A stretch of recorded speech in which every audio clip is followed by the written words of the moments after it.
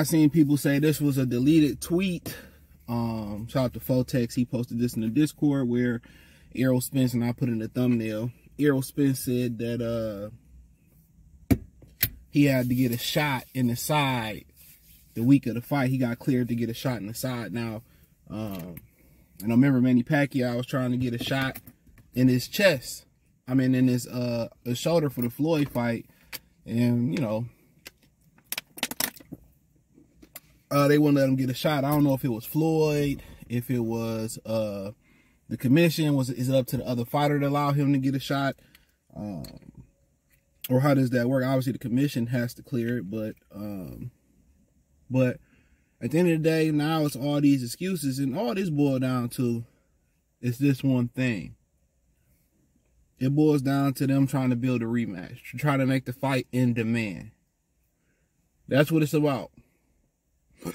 They're trying to build some type of anticipation for this fight, so somebody put the money up for the fight.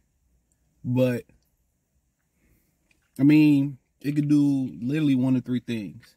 It could continue to turn people off to a rematch. It can make people want to see Bud beat his ass even more. Or four things. If you a dummy, you convince you that Errol Spence, maybe wasn't 100% for the fight, and in this fight he can do it. Or it can do nothing to change how you feel about it. But coming out here saying, well, I had to get cataract surgery, and now my eyes is good, and that's why I couldn't see them jabs or hooks. Now, going around saying if the tweet is true, or I had a shot on my side the week before the fight, is an excuse. But the problem is he can't prove that the excuses are valid because, they don't want to put the money up for the rematch. Al Heyman. None of the investors, the networks, if the fight was a banger, Showtime would probably be like, okay, we'll put the rematch on. So he's trying to sell the rematch. If I had $20 million on the line, I know people that done shit for a lot less, for a lot less and did a lot more lying, capping, what Corey Holcomb say, being, part of Backdooria for a lot less. So I definitely he just trying to sell the rematch. Most people thought he was going to use the weight, but I think Crawford said he's staying at 47. So he can't use the weight as the excuse. So now it's my eye, now it's my side. And it was rumors. Carcino was the first person to talk about it, and I heard it from behind the scenes. It was rumors that Errol Spence, had a retirement plan. He was supposed to, fight Thurman and then retire. It was already talking about retiring. You know what I'm saying? So, at the end of the day, his wound was self-inflicted with the car accident. His decisions where he admitted that, he made another excuse. I wasn't living a fighter's lifestyle. We know that. We know that. We know he wasn't living a fighter lifestyle. And look here, man, I don't take nothing away from what happened. I'm not, it was his fault. It was self-inflicted. He was into things that he wasn't supposed to be into, but we all made mistakes. They tell you don't drink and drive. A lot of people still chance it, thinking that it can't happen to you. And we live like, a lot of people live like it's another second, it's another tomorrow, it's another next week, it's another, until death hits home or something hit home where we like, damn, we are, sometimes God got to remind you, we are on the time clock. We live forever.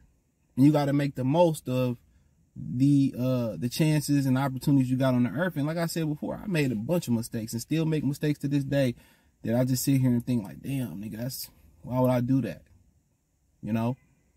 But it's a WIP, a work in progress. We all are.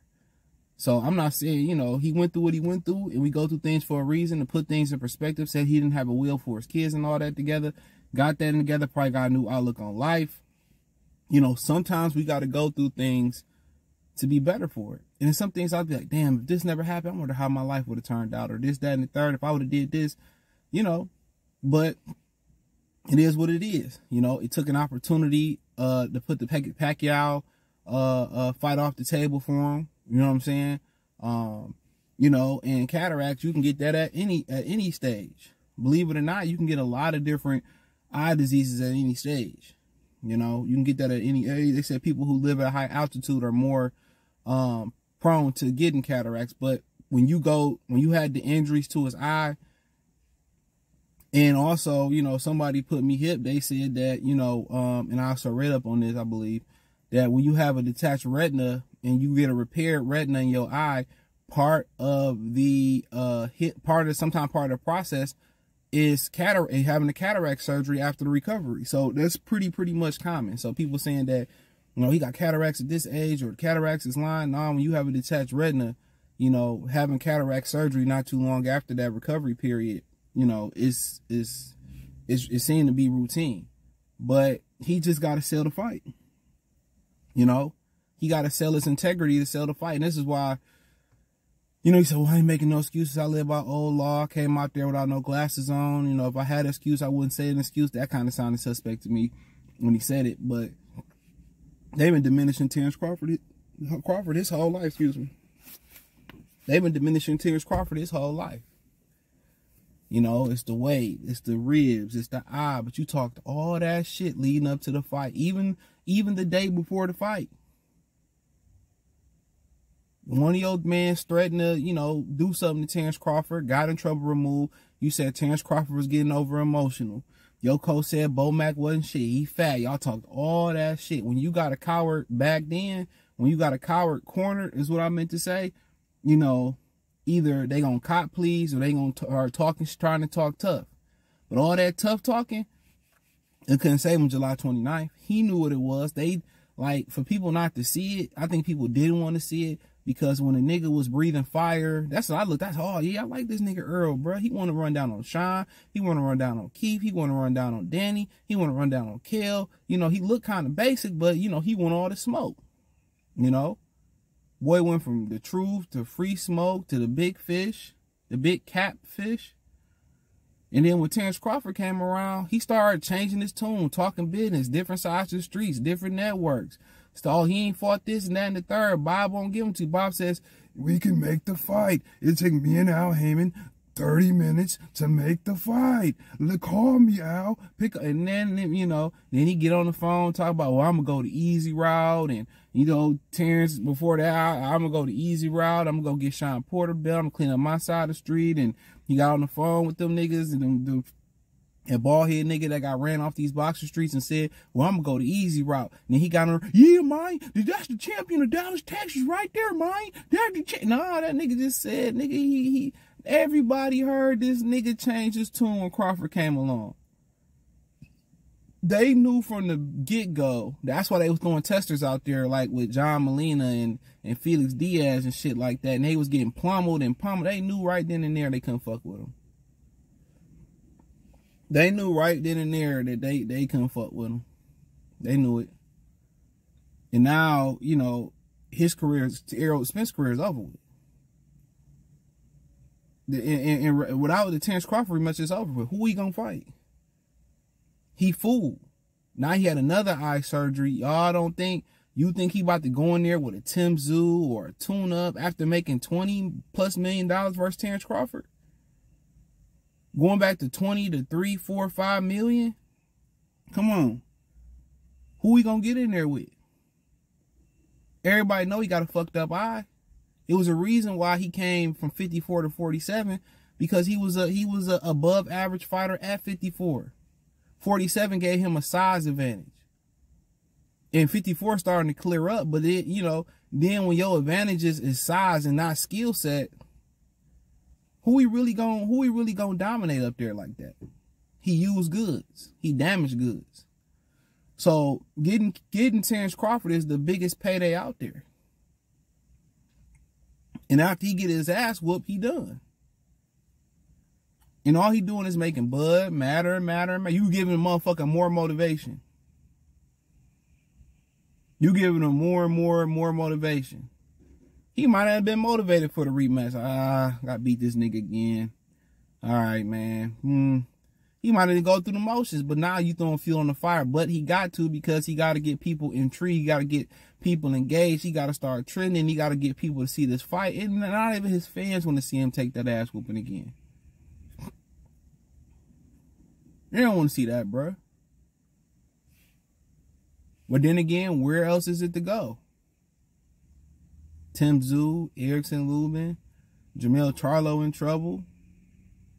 You go to 60 and try to fight Danny and Lara winner. I mean, hey. I find it funny that Floyd like, well, he need to be at 60. Bruh, are you out your rabbit-ass mind, bruh? The reason he moved from 54 to 47 because he couldn't hack it. And obviously it's more money at 47. You put him at 60. I know it ain't too much danger at 60 right now. But could he beat Janovic? I doubt it. He could probably beat Lara and Danny, possibly. But he ain't as big as people like, oh, he's so big. I'm just looking like, okay. I grew up watching, you know, Trinidad, you know, guys, you know, Paul Williams. Those are big welterweights. Thomas Hearns, you know, Sugar Ray Leonard, you know, Sugar Ray Robinson. You know, even guys like Antonio Margarita. You know what I'm saying? Those are big welterweights. You know, those, you know, even De La Hoya, even though he started off at 130, De La Hoya was a big welterweight. He went all the way up at the catchweight and middleweight with Bernard Hopkins. You know? So, you know, Victor Ortiz was another, you know, pretty big one. But, I mean, he got to sell the rematch. So that's just what it is, man. But, hey, it is what it is. But, hey, let me know what you girls and guys think. Thumbs up the video, share the video, subscribe to the channel. Next subscribe button is the bell icon button. Hit all notifications, increase your chance. Get notifications. We go live or drop video. Hit the link tree. You can find me on Twitter, Instagram, Spotify, Anchor, Cash App, Venmo, PayPal, Apple Podcasts, Google Podcasts, the whole 9. Appreciate the love and support. Let me know what you girls and guys think in the comment section. Peace.